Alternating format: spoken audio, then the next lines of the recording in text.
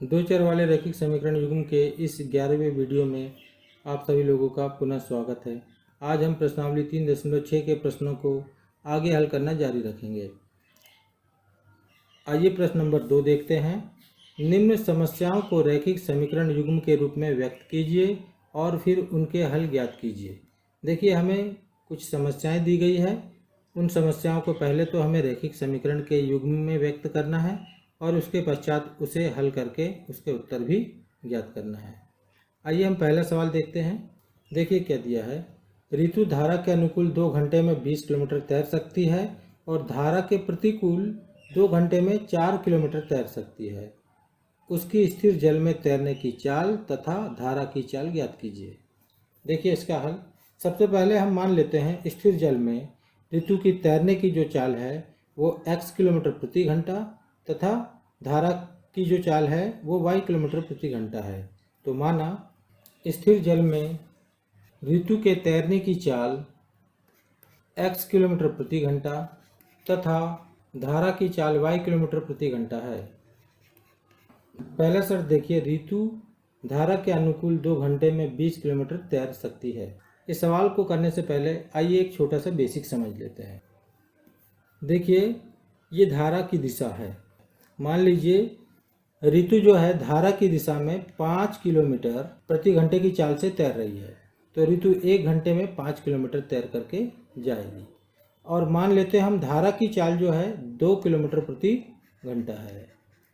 तो ऋतु तो तैर के 1 घंटे में 5 किलोमीटर जाएगी और चूंकि ऋतु धारा के ही दिशा में तैर रही है इसलिए 2 किलोमीटर धारा भी उसे आगे की ओर बहा करके ले जाएगी। तो इस प्रकार से ऋतु की जो कुल चाल जो होगी वो होगी 5 + 2 यानी कुल 7 किलोमीटर होगी। अर्थात धारा की दिशा में कुल चाल जो होगी वो ऋतु की चाल और धारा की चाल दोनों जुड़ करके प्राप्त होगी। हमने माना है ऋतु की जो चाल है x किलोमीटर प्रति घंटा है और धारा की चाल माना है y किलोमीटर प्रति घंटा।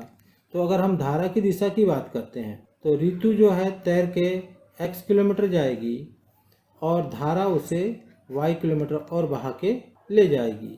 तो इस प्रकार से धारा की दिशा में ऋतु की जो कुल चाल जो होगी x + y किलोमीटर प्रति घंटा। अब हम धारा के विपरीत दिशा में समझते हैं। मान लीजिए ऋतु जो है धारा के विपरीत दिशा में 5 किलोमीटर की चाल से तैरती है।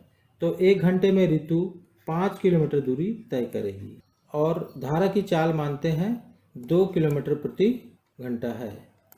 तो धारा उन्हें पुनः अपनी दिशा में 2 किलोमीटर पीछे बहा के ले जाएगी।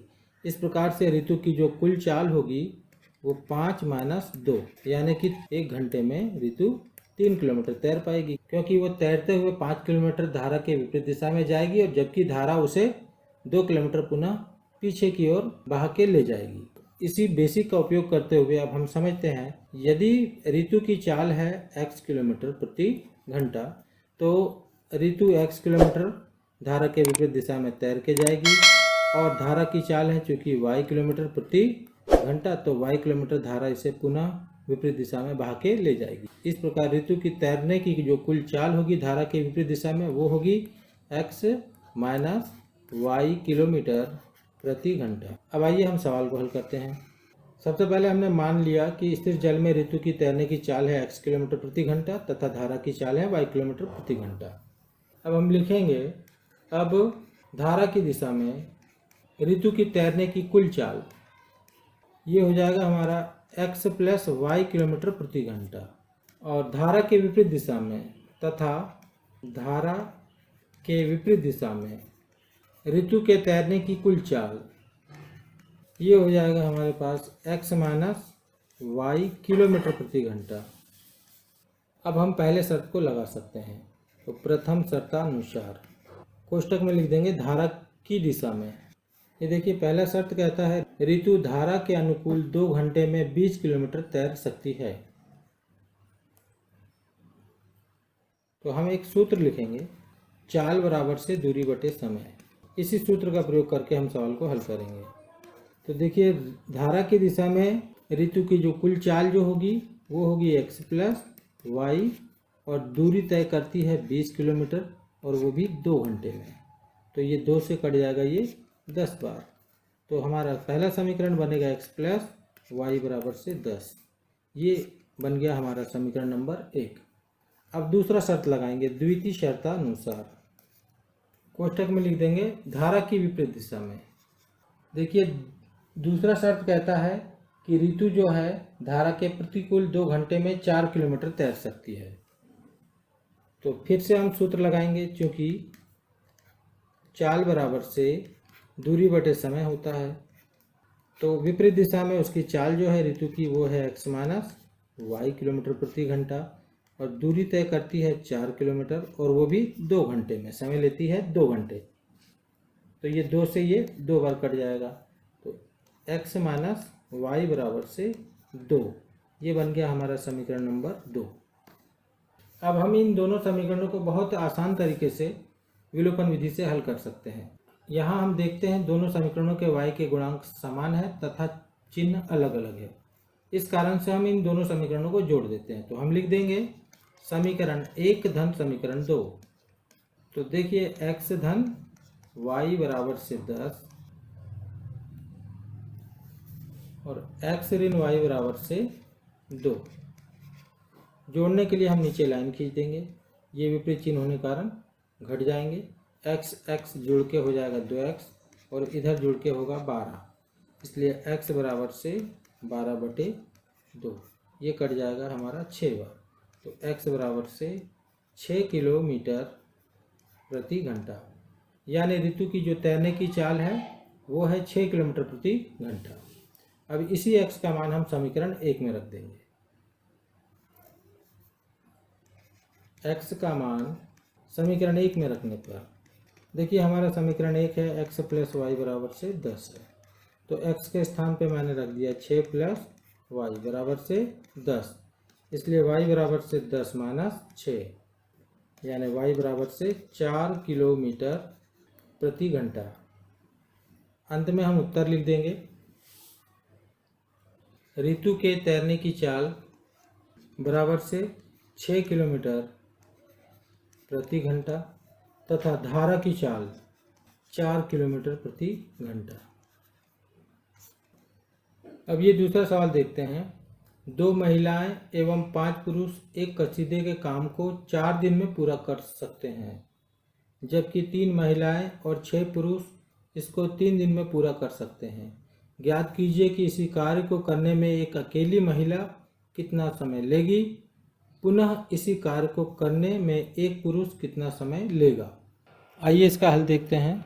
माना एक महिला कसीदे के कार्य को x दिन में करेगी तथा एक पुरुष कसीदे के काम को y दिन में करेगा।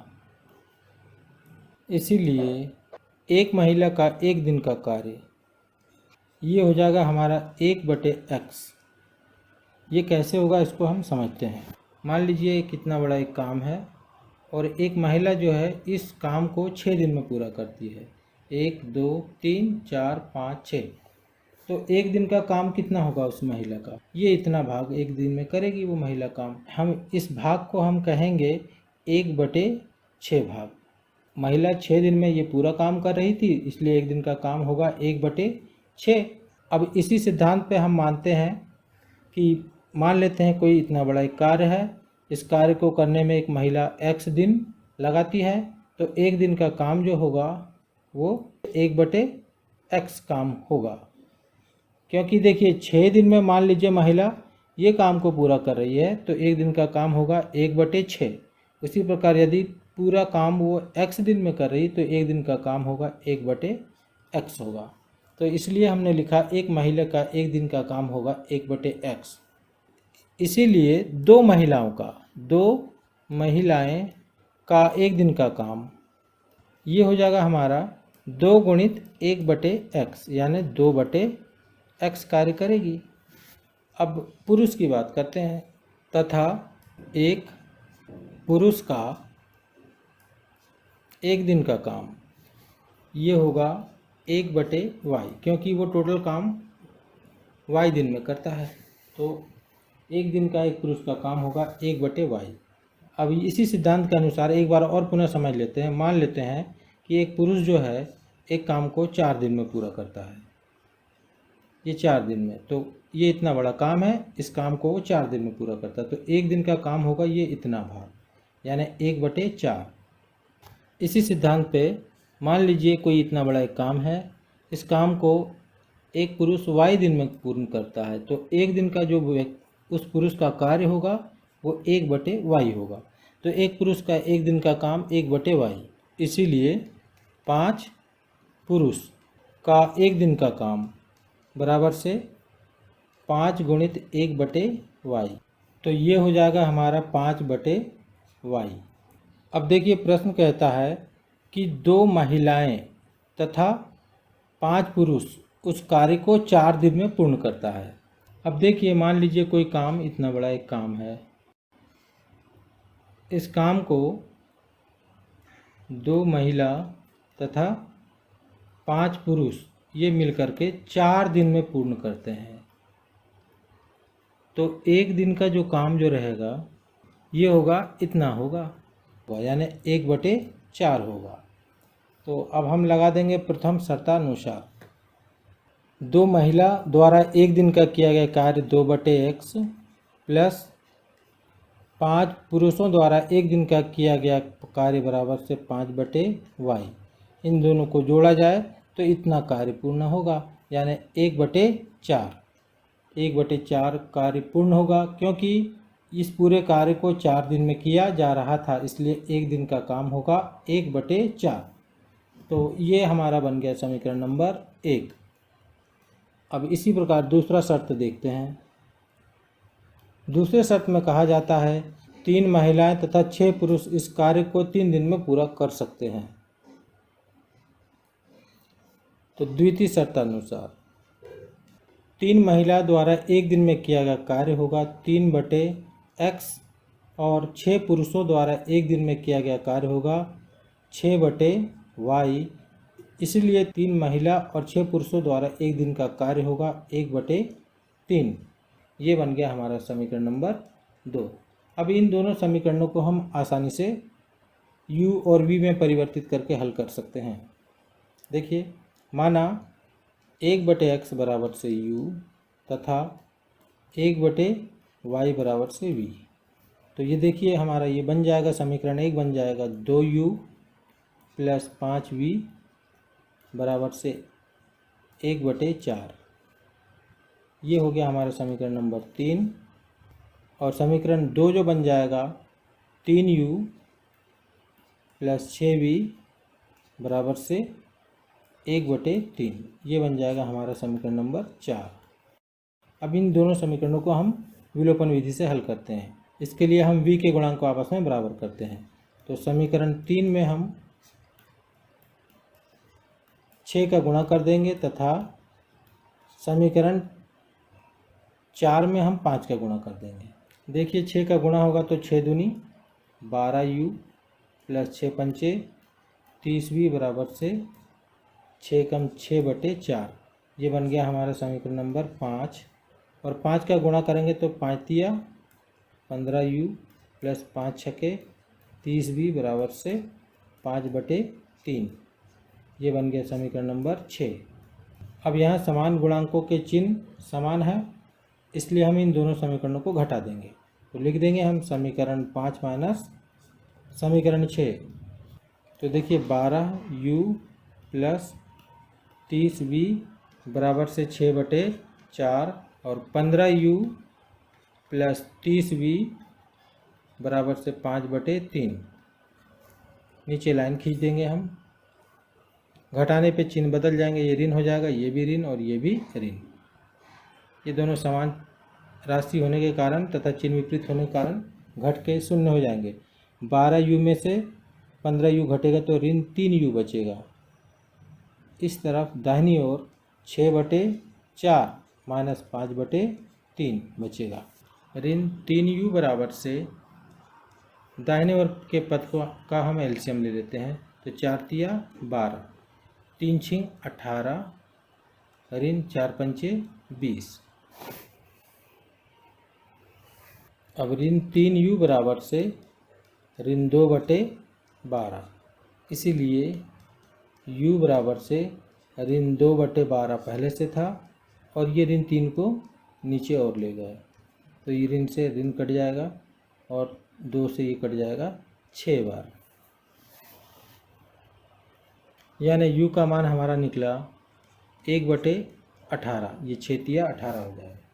अब ये u का मान हम समीकरण 3 में रख देंगे, तो लिख देंगे u का मान समीकरण 3 में रखने पर, समीकरण 3 जो है 2u + 5v बराबर से 1/4 है, तो u के स्थान पे हम रख देंगे 1/18, तो 2 × 1/18 + 5v बराबर से 1/4, तो ये 2 से कटेगा हमारा 9 बार, तो 1/9 + 5v बराबर से 1/4। अब हम अचर पद को एक और कर लेते हैं, 5v बराबर से 1/4 - 1/9, तो ये 5v बराबर हो जाएगा हमारा, लघुत्तम आ जाएगा 9 चौक 36। अब यहाँ 9 आएगा और यहाँ आएगा 4, यानी 5v बराबर से 5/36, इसलिए v बराबर से 5/36 × 5, ये 5 से 5 कट जाएगा, यानी कि 1/36। अब u और v के मान से हम पुनः x y के मान को ज्ञात कर सकते हैं, तो देखिए कैसे, क्योंकि 1/u बराबर से हमने माना है x, तो 1/ यहाँ u के स्थान पर u का मान रख देंगे 1/18 बराबर से x, ये तीसरा अंक ऊपर चला जाएगा, तो 18/1 बराबर से x, यानी x बराबर से 18 दिन, अर्थात महिला जो उस कार्य को 18 दिन में करेगी, तथा 1/v बराबर से y, 1/v के स्थान पर रख देंगे 1/36 बराबर से y, तो ये ऊपर चला जाएगा तो हो जाएगा 36 बराबर से y, यानी y बराबर से 36 दिन, अर्थात पुरुष जो है उसी कार्य को 36 दिन में पूर्ण करेगा। अब हम उत्तर लिख देंगे, एक महिला उस कसीदे के कार्य को 18 दिन तथा एक पुरुष उसी कसीदे के कार्य को 36 दिन में पूर्ण करेगा। आइए अब इस प्रश्नावली का हम अंतिम सवाल देखते हैं। रूही 300 किलोमीटर दूरी पर स्थित अपने घर जाने के लिए कुछ दूरी रेलगाड़ी द्वारा तथा कुछ दूरी बस द्वारा तय करती है। यदि वह 60 किलोमीटर रेलगाड़ी द्वारा तथा शेष बस द्वारा यात्रा करती है तो उसे 4 घंटे लगते हैं। यदि वह 100 किलोमीटर रेलगाड़ी से तथा शेष बस से यात्रा करे तो उसे 10 मिनट अधिक समय लगते हैं। रेलगाड़ी एवं बस की क्रमशः चाल ज्ञात कीजिए। आइए अब हम इस प्रश्न का हल देखते हैं। सबसे पहले हम रेलगाड़ी की चाल x किलोमीटर प्रति घंटा तथा बस की चाल y किलोमीटर प्रति घंटा मान लेते हैं। तो हम लिख लेंगे, माना रेलगाड़ी की चाल x किलोमीटर प्रति घंटा तथा बस की चाल y किलोमीटर प्रति घंटा है। अब हम लिखेंगे प्रथम शर्तानुसार। शर्त समझने से पहले आइए एक उदाहरण हम समझ लेते हैं। हम ऐसा मानते हैं कि ये बिंदु A से रूही चलना प्रारंभ करती है और वह बिंदु C तक के पहुंचती है। बिंदु C उसका गांव है। इन दोनों के बीच की दूरी है 300 किलोमीटर। तो पहली स्थिति में बताया जाता है कि रूही 60 किलोमीटर की यात्रा जो है ट्रेन से तय करती है, यानी A से B तक के ट्रेन से तय करती है। क्योंकि टोटल दूरी है 300 किलोमीटर, तो शेष दूरी जो बचेगी वो 300 में से 60 घट जाएगा, तो बचेगा 240 किलोमीटर। यानी कि 60 किलोमीटर ट्रेन से तय करती है और 240 किलोमीटर बस से तय करती है, और इस स्थिति में उन्हें 4 घंटे का समय लगता है। इस सवाल में एक सूत्र प्रयोग होगा। पहले हम इस सूत्र को देख लेते हैं। देखिए, एक बहुत ही सामान्य सूत्र है, चाल बराबर से दूरी बटे समय। इसमें हम तिर्य गुणा कर लेते हैं, तो चाल गुणित समय बराबर से दूरी होगा। अगर हम समय निकालना चाहें तो समय बराबर से दूरी बटे चाल। पूरे सवाल में इसी सूत्र का प्रयोग किया जाएगा। अब आगे देखिए, हमने माना है रेलगाड़ी की चाल जो है x किलोमीटर प्रति घंटा है। तो देखिए A से B तक के जाने में कितना समय लगेगा। तो समय बराबर से दूरी बटे चाल, दूरी है हमारे पास 60 किलोमीटर और ट्रेन की चाल है x, तो इतने घंटे लगेंगे। और बस द्वारा देखिए कितना समय लगेगा, समय बराबर से दूरी बटे चाल। तो ये देखिए यहाँ से यहाँ तक की दूरी है 240 किलोमीटर और इस बस की चाल को हमने माना है y किलोमीटर प्रति घंटा। तो यहाँ पे आ जाएगा y। तो B से C तक जाने में लगा समय होगा 240 बटे y घंटे। अब देखिए ट्रेन द्वारा लगा समय और बस द्वारा लगा समय को जोड़ा जाए तो हमें 4 घंटे प्राप्त होनी चाहिए। तो प्रथम शर्तानुसार जो होगा 60 बटे x प्लस 240 बटे y, इन दोनों घंटों का योग होगा 4 घंटे। तो अब आइए सवाल पे। अब देखिए प्रथम शर्तानुसार 60 बटे x घंटे और 240 बटे y घंटे का योग होगा हमारे पास 4 घंटे। ये होगा समीकरण नंबर 1। अब हम दूसरा शर्त लगाते हैं, तो द्वितीय शर्तानुसार। अब हम दूसरे शर्त को भी समझते हैं। दूसरा शर्त यह बताता है कि रूही जब 100 किलोमीटर की यात्रा रेलगाड़ी से करती है, यानी यहाँ से यहाँ तक की यात्रा रेलगाड़ी से करती है, तथा शेष बची दूरी 200 किलोमीटर की यात्रा वो बस से करती है, तब उन्हें 10 मिनट का अधिक समय लगता है। अर्थात कुल समय लगता है 4 घंटे धन 10 मिनट। तो देखिए इस स्थिति में ट्रेन द्वारा लगा समय कितना होगा। तो समय बराबर से दूरी बटे चाल। तो दूरी है हमारे पास 100 किलोमीटर और इस रेलगाड़ी की चाल माना गया है x किलोमीटर प्रति घंटा, तो इतने घंटे का समय लगेगा। और यहाँ B से C तक के जाने में, यानी बस द्वारा लगा समय जो होगा वो होगा समय बराबर से दूरी बटे चाल, यानी दूरी तय किया गया 200 किलोमीटर और चाल है उसकी y, तो इतने घंटे का समय बस से लगेगा। अब देखिए इस रेलगाड़ी द्वारा लगा समय और बस द्वारा लगा समय, इन दोनों को यदि जोड़ा जाए तो हमें 4 घंटा 10 मिनट प्राप्त होना चाहिए। तो ये देखिए द्वितीय शर्तानुसार 100 बटे x घंटे प्लस 200 बटे y घंटे, इन दोनों घंटों को जोड़ा जाता है तो 4 घंटे 10 मिनट होना चाहिए। अब देखिए ये 10 मिनट को हम घंटे में बदल देते हैं, तो इस स्थिति में होगा 4 प्लस 10 बटे 60 घंटे। अब ऐसा इसलिए क्योंकि 60 मिनट बराबर से 1 घंटा होता है, तो मिनट को घंटे में बदलने के लिए हम 60 का उसमें भाग दे देंगे। तो अब आते हैं हम सवाल पे। अब देखिए द्वितीय शर्तानुसार 100 बटे x घंटा और 200 बटे y घंटे को जोड़ा जाए तो प्राप्त होना चाहिए 4 घंटे और 10 मिनट। अब अगला स्टेप देखिए 100 बटे x प्लस 200 बटे y बराबर से 4 धन 10 बटे 60 घंटे। चूँकि 60 मिनट बराबर से 1 घंटा होता है। अभी देखिए 0 से 0 कट जाएगा और ये हो जाएगा हमारे पास 100 बटे x प्लस 200 बटे y बराबर से 4 बटे कुछ नहीं तो 1 लिख दीजिए और 1 बटे 6। अगला स्टेप 100 बटे x प्लस 200 बटे y बराबर से लघुत्तम आएगा हमारे पास 6, तो 6 चौके 24 प्लस 1, यानी 100 बटे x प्लस 200 बटे y बराबर से 25 बटे 6।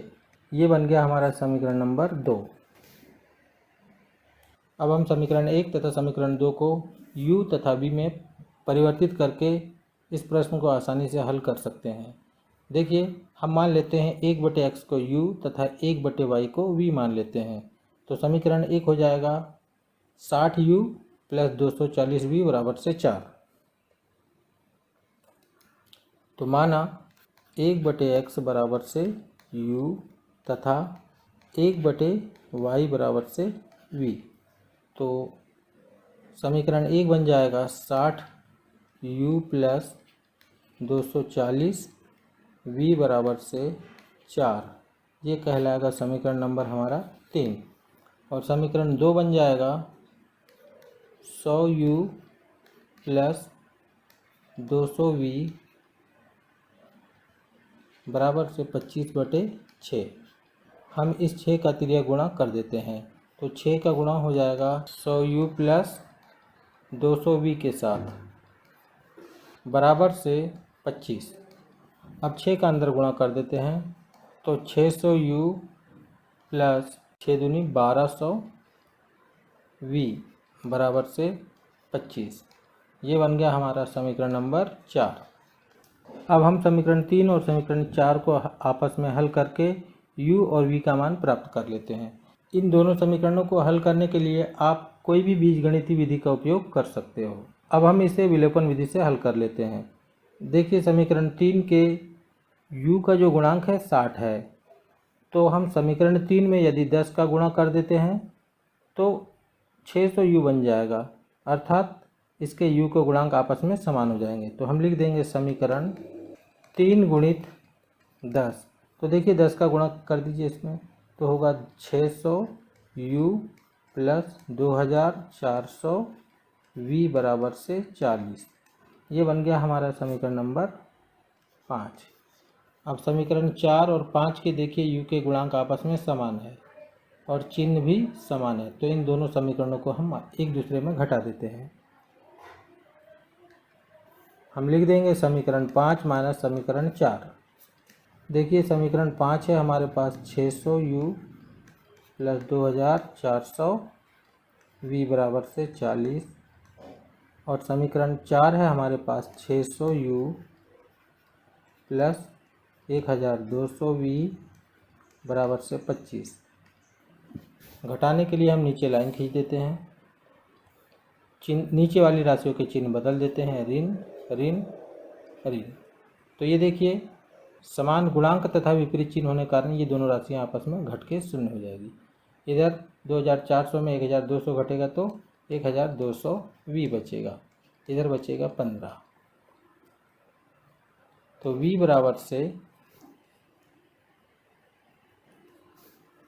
15/1200।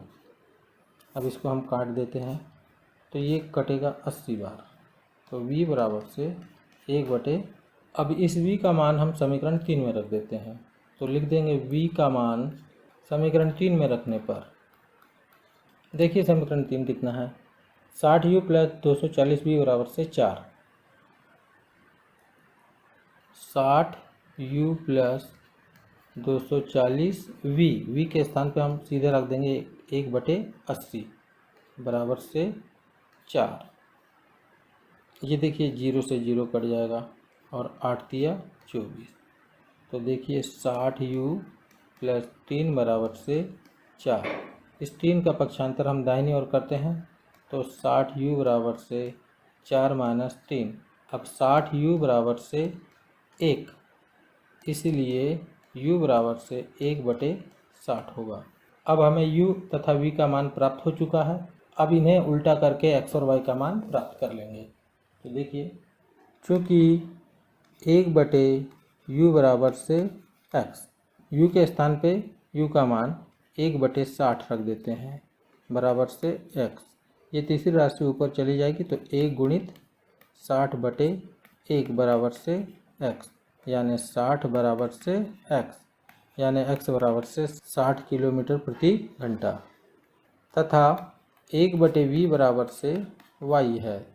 तो v के स्थान पे 1/80 रख देंगे बराबर से y।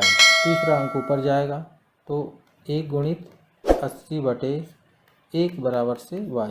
तो 80 × 80, बराबर से y, यानी y बराबर से 80 किलोमीटर प्रति घंटा। अब हम लिख देंगे उत्तर, रेलगाड़ी की चाल बराबर से 60 किलोमीटर प्रति घंटा तथा बस की चाल बराबर से 80 किलोमीटर प्रति घंटा। यहाँ पे प्रश्नावली समाप्त हो जाता है।